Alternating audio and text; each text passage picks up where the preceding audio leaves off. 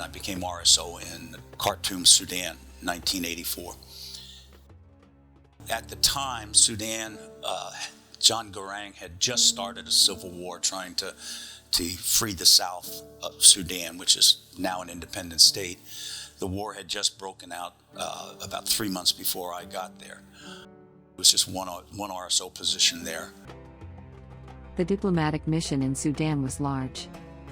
Hundreds of USAID workers were in Sudan assisting with the drought. Dozens of U.S. government personnel were in Khartoum conducting other work. The RSO was worried about the embassy's security posture. As time went on, we became fairly concerned about the physical aspects of the embassy. FBO was searching for a new location, and we had grown so large mainly because of AID. And they were actually in a separate building in another part of town, that we started saying, all right, we need to increase the capacity. Intelligence kept coming in that we were going to be targeted. We had a number of demonstrations in which they lost control of the crowd. They destroyed a bunch of cars in our parking lot, ransacked a warehouse area. So intelligence was continually growing that we had a real problem there. The ambassador and diplomatic security approved additional security resources, including more special agents, enhanced physical security, and other measures. Threats to the embassy and personnel remained high. At the end of the day, you're still going to have weak targets. Unfortunately, one attacker found his mark. The number 2 in the communications office was working late, so I stayed around with him because the only secure computer I could use for doing the emergency action plan was in the skiff upstairs.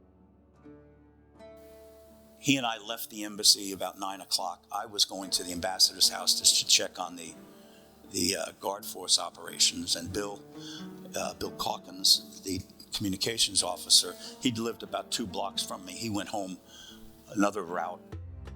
Bill was targeted and shot in the head. The Marine security guards called the RSO. Bill survived. They were taking him to the hospital.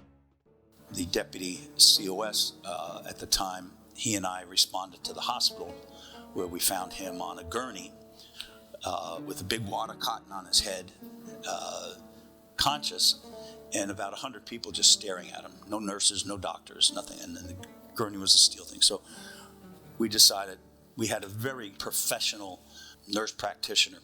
We got her on the phone, and she said, bring him back to the embassy. And we had a local doctor on retainer, so he responded back to the embassy. And we then transported Bill back in Alan's car back to the embassy. The medical staff took excellent care of Bill. He was flown out to receive treatment. Meanwhile, at U.S. Embassy Khartoum, the RSO began investigating the attack.